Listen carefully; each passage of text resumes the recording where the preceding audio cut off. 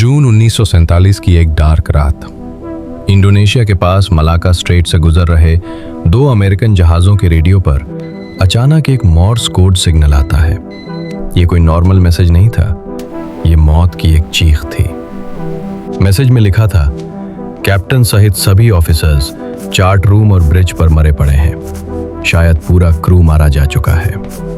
इसके बाद कुछ सेकंड्स का सन्नाटा छा गया और फिर एक आखिरी मैसेज आया, मैं मर रहा हूं। और उसके बाद हमेशा के लिए साइलेंस। दोस्तों, आज मैं आपको मैरीटाइम हिस्ट्री की एक ऐसी सच्ची घटना बताने जा रहा हूं जो मार्लबोरो जहाज की मिस्ट्री से भी 10 गुना ज्यादा क्रीपी है। एक ऐसा जहाज जिस पर मौत तो आई, लेकिन उसने किसी को टच तक नहीं किया।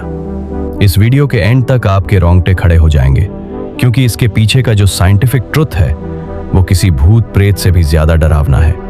तो बिना स्किप किए इस वीडियो को पूरा देखना, और हाँ, दिल थाम कर बैठना।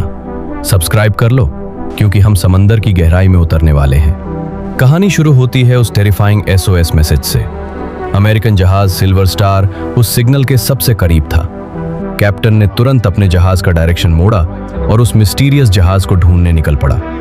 कुछ घंटों की मेहनत के बाद उन्हें धुंध के बीच एक डच कार्गो शिप खड़ा दिखा। उसका नाम था SS ओरंग मैदान। जहाज एकदम शांत था, इंजन बंद था, चिमनी से कोई धुआं नहीं निकल रहा था। सिल्वर स्टार के कैप्टन ने हॉर्न बजाया, रेडियो पर कांटेक्ट करने की कोशिश की, पर वहां से कोई रिप्लाई नहीं आया। फाइनली कैप्टन ने अपने कुछ सबसे ब्रेव क्रू मेंबर्स की एक रेस्क्यू टीम तैयार की और उन्हें छोटी नाव से ओरंग मैदान पर भेजा। जैसे ही वो रेस्क्यू टीम सीढ़ियां चढ़कर ओरंग मैदान के डेक पर पहुंची, उनके पैरों तले से जमीन खिसक गई। पूरे जहाज पर डेड बॉडीज बिछी थीं, लेकिन ये कोई नॉर्मल मौत नहीं थी।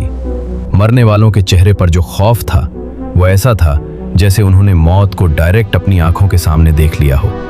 हर लाश की आंखें फटी की फटी थीं, मुंह डरावनी चीख की तरह खुले हुए थे, और उनके हाथ आगे की तरफ ऐसे फैले थे जैसे वो किसी इनविजिबल चीज से खुद को प्रोटेक्ट करने की कोशिश कर रहे हों। सबसे अजीब बात, किसी के भी बॉडी पर खून की एक बूंद नहीं थी।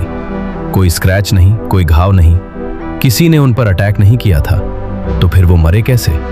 रेस्क्यू टीम जहाज के कम्युनिकेशन रूम में पहुंची, जहां से वो आखिरी मैसेज आया था। वहां रेडियो ऑपरेटर की डेड बॉडी मिली। उसकी उंगलियां अभी भी टेलीग्राफ की की पर थीं, और उसकी आंखें खौफ से बाहर की तरफ निकली हुई थीं।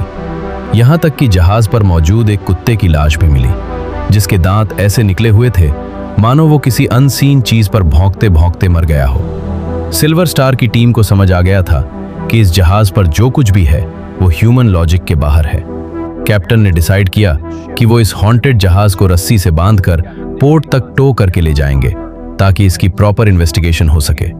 उन्होंने मोटी रस्सियां बांधी, सब कुछ रेडी था, लेकिन तभी ओरंग मैदान के निचले हिस्से से अचानक भयानक धुआं उठने लगा। रेस्क्यू टीम को तुरंत जहाज छोड़कर भागने का ऑर्डर दिया गया। जैसे ही टीम अपनी नाव में कूदकर दूर गई, एक मैसिव एक्सप्लोजन हुआ। ब्लास्ट इतना जोरदार था कि ओरंग मैदान हवा में उछल गया, और कुछ ही मिनट्स के अंदर धू धू कर जलता हुआ समंदर की गहराइयों में हमेशा के लिए डूब गया। सारे प्रूफ्स खत्म, गवाह खत्म, मिस्ट्री हमेशा के लिए दफन। अब सवाल यह है कि आखिर उस जहाज पर हुआ क्या था? वो कौन सी चीज थी जिसने बिना टच किए पूरे क्रू की जान ले ली और फिर पूरे जहाज को राख में बदल दिया? सालों तक लोग इसे एलियंस का अटैक, भूतों का साया या कोई सी मॉन्स्टर मानते रहे, लेकिन जब साइंटिस्ट्स और इन्वेस्टिगेटिव जर्नलिस्ट्स ने इस केस की फाइल्स खंगाली, तो जो साइंटिफिक ट्रुथ सामने आया वो आपके होश उड़ा देगा। साइंटिस्ट्स की सबसे स्ट्रॉन्ग थ्योरी के अकॉर्डिंग ओरंग मैदान कोई नॉर्मल कार्गो शिप नहीं था, वो एक चलता फिरता टाइम बॉम्ब था। वर्ल्ड वॉर 2 खत्म हुए सिर्फ 2 साल हुए थे।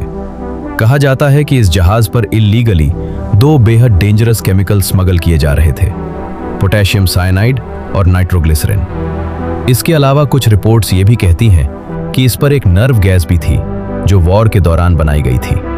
हुआ कुछ यूं होगा, समंदर की लहरों के धक्के से कार्गो होल्ड में रखे ड्रम्स लीक हो गए। जैसे ही समंदर का खारा पानी पोटेशियम साइनाइड से मिला, उसने एक साइलेंट और इनविजिबल मौत को जन्म दिया, हाइड्रोजन साइनाइड गैस। ये गैस हवा से हल्की होती है और बिना किसी स्मेल या कलर के पूरे जहाज में फैल गई। जो क्रू मेंबर जहां था उसने जैसे ही सांस ली, चंद सेकंड्स में उसका नर्वस सिस्टम कोलैप्स हो गया। दम घुटने से पहले उनके लंग्स में इतनी तेज जलन हुई होगी कि उनके चेहरे खौफ और दर्द से सिकुड़ गए। इसीलिए उनकी आंखें फटी रह गईं और हाथ हवा में फ्रीज हो गए। और ब्लास्ट क्यों हुआ? क्योंकि वहां नाइट्रोग्लिसरीन भी प्रेजेंट था। ये वही केमिकल है जिससे डायनामाइट बनता है। ये इतना अनस्टेबल होता है कि जरा सी हीट या झटके से फट सकता है।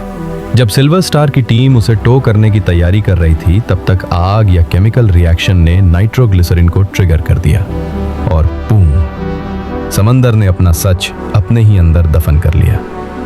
समुद्र की ऊपरी सरफेस जितनी खूबसूरत और शांत दिखती है, उसकी गहराई में इंसानों के ग्रीड और गलतियों के ऐसे कई डार्क सीक्रेट्स छिपे हैं। उरांग मैदान का नाम ऑफिशियल डॉक्यूमेंट से गायब कर दिया गया। किसी भी देश ने कभी एक्सेप्ट नहीं किया कि ऐसा कोई जहाज एग्जिस्ट भी करता था। लेकिन सिल्वर स्टार के क्रू ने जो देखा, वो झूठ नहीं हो सकता। आज भी समंदर के बॉटम में उरांग मैदान का मलबा मौजूद होगा, उन क्रीपी चेहरों और डेंजरस केमिकल्स के साथ, इस इंतजार में कि कोई उसे फिर से डिस्कवर करे। अगर आप भी उरांग मैदान की रेस्क्यू टीम में होते, तो क्या आप उस जहाज पर कदम रखते? मुझे कमेंट्स में जरूर बताना। और हाँ, अगर आपको ऐसे ही डार्क साइंस और अनसॉल्व्ड मिस्ट्रीज की कहानियां पसंद है, तो वीडियो को अभी लाइक करो और चैनल को सब्सक्राइब कर लो।